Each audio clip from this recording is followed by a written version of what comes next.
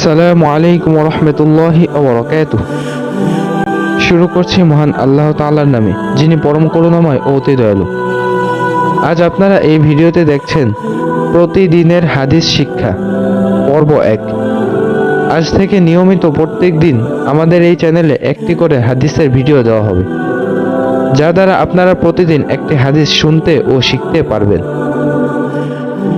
আমি আশা করি আপনারা সকলেই ধারাবাহিকভাবে সবগুলো ভিডিও দেখতে থাকবেন ইনশাআল্লাহ। চলুন আজকে আমরা প্রথমে একটি হাদিস শুনে নিই। হাদিস নাম্বার 1।